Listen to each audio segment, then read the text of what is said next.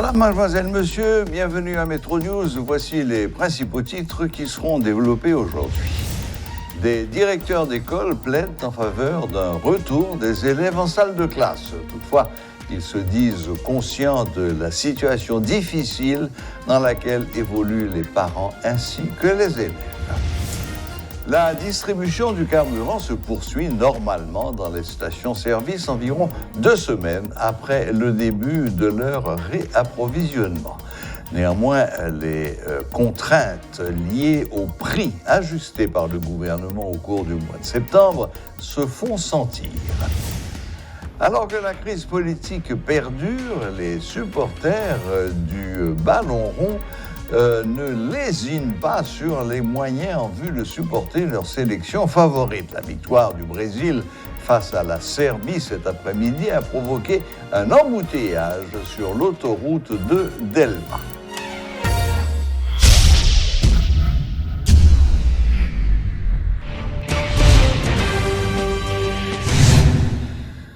Présent à l'inspection générale du ministère de l'Éducation nationale ce jeudi, des directeurs d'établissements scolaires ont encouragé les parents et les élèves à reprendre le chemin de l'école. Ils ont fait part de leurs expériences stratégiques développées afin de faciliter la reprise des activités d'apprentissage au niveau de leurs établissements respectifs. Toutefois, ces responsables d'écoles publiques et privées disent ne pas ignorer la psychose liée aux troubles sociopolitiques et économiques ainsi qu'aux problèmes d'insécurité. Suivez tour à tour les propos de Jean-Gérard Fleuriot, directeur du lycée Jean-Jacques Dessalines, de Jean-Marc Charles, directeur du lycée national de Pétionville, et de Myrlène Lamontagne Philémon, directrice du lycée du 150naire, lycée de jeunes filles, et de Myrlène Lamontagne Philémon, directrice du 150naire, lycée de jeunes filles.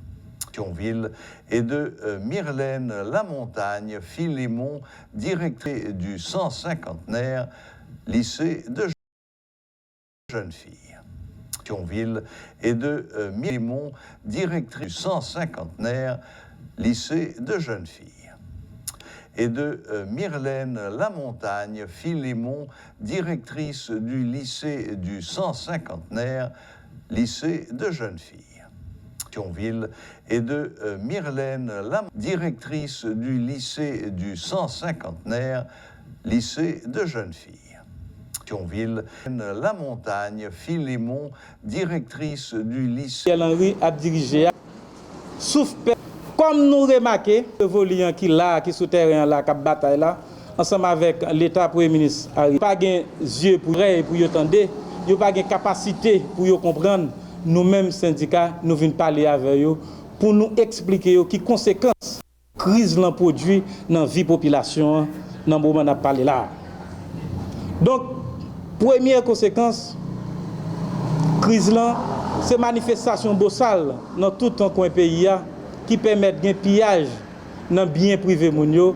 Le plus souvent c'est moun dans classe moyenne qui victime qui permettent il y a boulé bien tout ça moun gagné ça yo inacceptable les pour financer ça. Deuxième conséquence détruit tous les 3 pouvoirs publics l'état a gagné. Donc li pas normal ça veut dire qui ça ou gagner un système judiciaire là qui dysfonctionnel parce que tout juge qui dans le système là quel te juge dans cour de cassation quel te CSPJ quel capable parler de parlement encore pas de parlementaire pas de sénateur pas de parlement encore l'Henria non seulement qui était déjà légitime je dis en livre illégal parce que l'épuisé de l'air constitutionnel pour le faire organiser pour le faire élection pour le organiser pour le faire élection pour le renouveler personnel politique yo légal parce que l'épuisé de l'air constitutionnel pour le faire organiser pour le faire élection et organiser pour le faire élection pour le renouveler personnel politique yo. Ça veut dire ça je dis en livre illégal parce que l'épuisé de l'air constitutionnel pour le faire organiser pour le faire élection pour le organiser pour le faire élection pour le renouveler personnel politique. Dit ça jodi en livre illégal parce que l'épuisé de la constitutionnelle pour te faire organiser pour te faire élection pour te organiser pour te faire élection pour te renouveler personnel politique yo.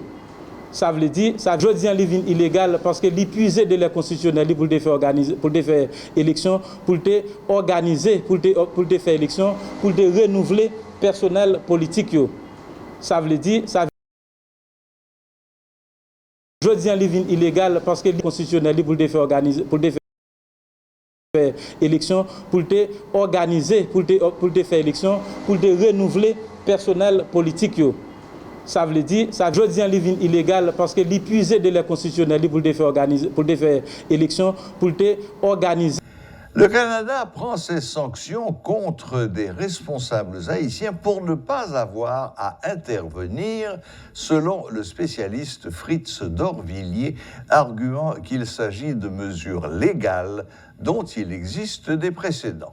Le professeur d'Orvilliers estime que les personnalités sanctionnées par le Canada et les États-Unis peuvent exercer un recours devant la Cour interaméricaine des droits de l'homme en raison de la violation de leur droit de circuler. Toutefois, ce serait une première dans l'histoire de cette Cour. Suivez les précisions de l'ancien diplomate Fritz d'Orvilliers. La question qui se pose en Haïti, est-ce que ces gens-là pourraient faire appel? Parce que Haïti a l'obligation d'appliquer les mesures, les sanctions du Conseil de sécurité des Nations Unies. Comment est-ce que Haïti va faire? Si Haïti applique, comme le Canada, donc transpose la résolution 2653 et applique les sanctions, à ce moment-là, ces gens pourraient faire appel à un tribunal de droit commun, parce que le problème, c'est que ce sont leurs droits fondamentaux qui sont mis en cause dans cette résolution-là. Le droit à la propriété, par exemple, la propriété privée, quand votre maison est gelée, quand vos fonds sont gelés, c'est pas quand même saisi. Parce que même qu'à travers le règlement, c'est une autre procédure. Parce qu'il y a des règlements qui est une mesure dérivée, une légalité dérivée. Il y a dans cette loi-là, la loi d'application de l'article 41 du Conseil de sécurité et aussi la loi sur les mesures économiques spéciales permet la saisie par une juridiction, par un tribunal. Le problème, c'est que les sanctions ont été prises en quelque sorte par les Nations Unies, par le Conseil de sécurité, qui est l'un des principaux organes des Nations Unies. Le fait que les Nations Unies appliquent un droit global, c'est-à-dire que c'est une juridiction globale, donc le citoyen peut faire appel directement, soit dans son pays, à un tribunal quelconque, et faire un appel de l'appel, c'est-à-dire qu'un appel à une instance supérieure, par exemple la Cour interaméricaine des droits de l'homme, qui est quand même une juridiction régionale, la personne peut faire appel directement aussi, soit au comité des sanctions, soit directement. Ce qui a été fait le plus souvent, c'est le comité des droits de l'homme, qui est une forme de quasi-juridiction. Les personnes peuvent faire appel devant le comité des sanctions parce que tout simplement, au motif que leurs droits fondamentaux, notamment le droit d'être entendu par un tribunal, jugé de manière impartiale, le droit à respect du droit à la défense, leurs droits fondamentaux en termes de droit à la propriété et aussi droit à la libre circulation. Une tension entre deux faits au niveau des Nations Unies par rapport à ces sanctions-là. Non seulement la tension entre la nécessité de maintenir la paix et la nécessité de protéger les droits fondamentaux. Donc comment maintenir la paix et ne pas violer les droits fondamentaux des individus. Qui est en fait au fondement de ces cas-là, qui est évidemment, on va avoir les jurisprudences après, mais j'aimerais bien que ces cas-là soient portés en appel pour pouvoir voir comment est-ce que non seulement la Cour interaméricaine des droits de l'homme va traiter ça, comment est-ce que le comité des sanctions va traiter ça, comment est-ce que le comité, donc principalement, qui est une quasi-juridiction, le comité des droits de l'homme va traiter cela au sein de l'ONU même. La distribution du carburant se poursuit sans problème dans les stations-service environ 2 semaines après le début de leur réapprovisionnement. Néanmoins, des contraintes liées au prix ajusté par le gouvernement au cours du mois de septembre se font sentir. Un manque à gagner pour des chauffeurs qui estiment trop élevés les prix de la gasoline et du diesel d'une part, et du refus des passagers de payer les courses au tarif exigé d'autre part. Par ailleurs, certains passagers se plaignent de ces nouveaux tarifs. Ils pensent que les prix sont surévalués par rapport à ceux du carburant. À noter que dans certaines villes de province, il n'est toujours pas possible de faire le plein dans les stations-service.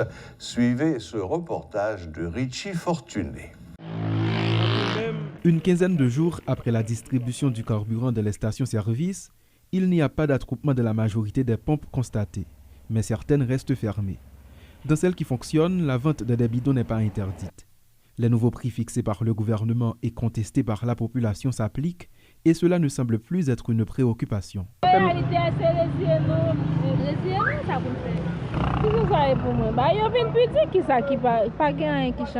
Et pourtant, les conséquences de l'augmentation du prix de l'essence se font sentir. L'augmentation du coût de la vie qui affecte les différentes couches sociales en est une preuve. De plus, chauffeurs et passagers n'arrivent toujours pas à s'entendre sur le prix des courses. Ces malentendus ont déjà coûté la vie à une passagère cette semaine. Ils ont fixé machine dans non prix, mais passagers même il y a des passagers qui ne comprennent pas.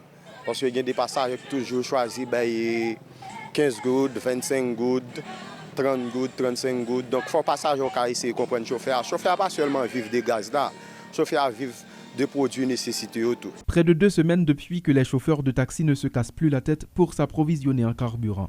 Toutefois, ils affirment qu'ils rencontrent d'autres difficultés liées surtout au prix.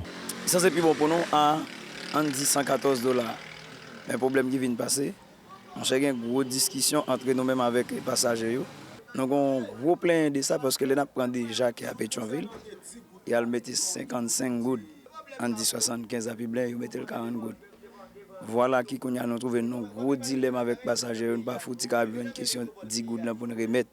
Ce n'est pas bon pour nous, ce n'est pas bon pour nous. Au contraire, c'est un peu de difficulté qui n'a pas dire. Même bon, on ne pas sortir là, pas bon, faire comme là, il va être loin. Au fin de ça travaille pour gaz, mais pas grand chose. Sauf ça, nous besoin de passagers à comprendre chauffeur pour chauffeur à comprendre passager. Tandis que cette crise n'est pas encore totalement résolue, certains d'entre eux craignent déjà une nouvelle rareté dans des stations-service qui semble proche de rupture de stock. Absolument. Gaz là disponible dans le plan, mais ils disent nous, tu as de gros ratement. Bon, nous ne connaissons pas est-ce que c'est vrai, est-ce que c'est menti. Par exemple, pompe en bas là, pas de diesel. Les pas de diesel, mais le gazole est toujours resté disponible. Certains passagers rencontrés n'ont pas caché le calvaire qu'ils subissent en raison de cette situation. Oui, machine, moi, elle était 100 gouttes, moi, 15 $. Lié. Ça veut dire machine pas descendre vrai. Mon bagage où qu'on paye 25 gouttes, qu'on paye 75 gouttes pour lui, machine pas descendre vrai. Moi-même, comme professionnel, j'aime le travail, m'obliger faire moitié route à pied et puis gros côté me payer machine. Tout dépend de Jean Poche moi pour journée. Nous avons dit que son décision prend sans yo pas tenir compte de l'argent moun yo a rentrer parce que pas un nouveau ajustement sur salaire yo qui était capable d'améliorer les conditions de vie travail avec ouvriers yo. Contrairement au mois précédent, il n'y a pas de mouvement de rue pour exiger du gouvernement le retrait de sa disposition visant à ajuster le prix du carburant à la pompe. Toutefois, cette décision a ses effets sur le quotidien de la population qui continue d'exprimer son ras-le-bol dans les coulisses. Par ailleurs, dans les villes de province, essence et diesel restent indisponibles dans les stations-service. On en parle peu, mais le problème du carburant est loin d'être résolu, en témoignent les constats.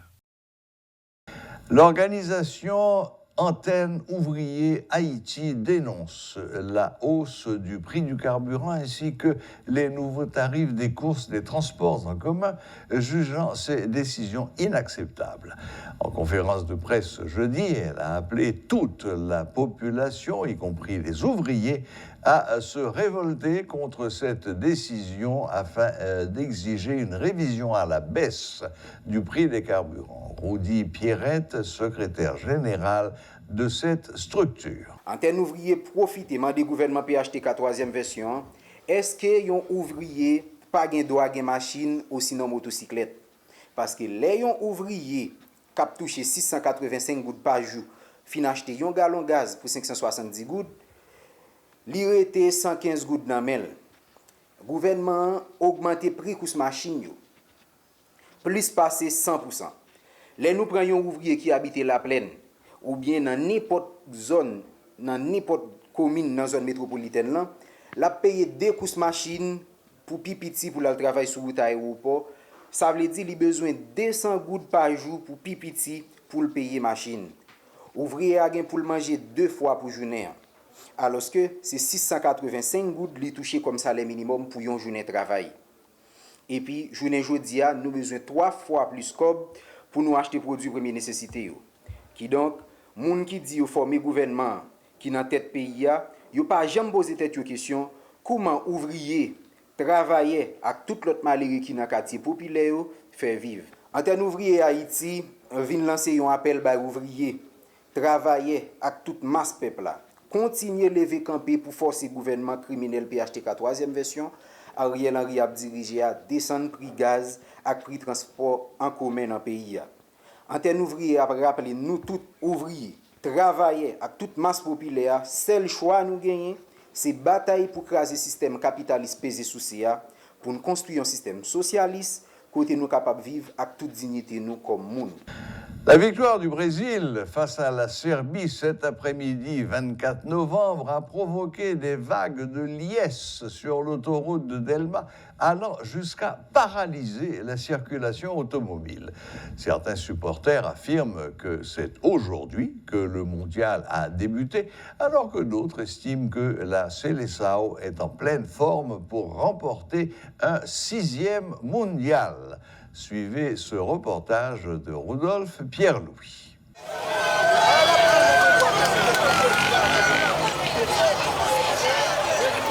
La Seleção a remporté sa première victoire lors de son match contre la Serbie. Ses supporters débordent de joie.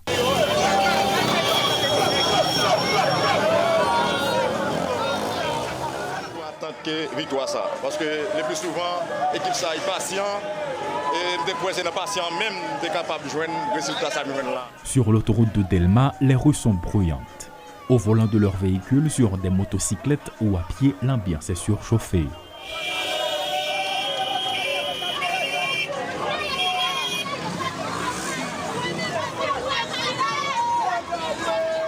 Ça tu le fais et nous continuons. Quand même, nous là pour 7 matchs. On espère 6 là pour monter. Nous sommes dans 5 là, monter dans 6. Partout, des drapeaux de la formation brésilienne, des t-shirts et des serviettes, entre autres, à Delma 55, l'embouteillage se mêle de la partie.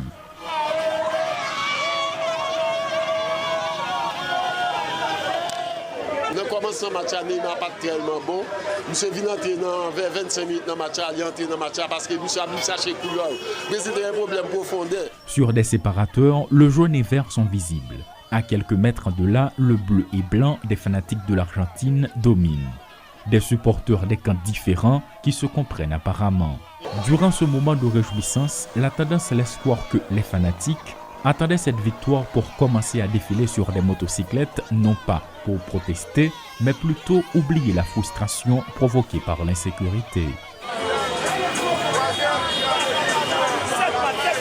En attendant que l'Argentine fasse de même pour ses supporters, le Brésil affrontera l'équipe de Suisse le lundi 28 novembre à 11h du matin.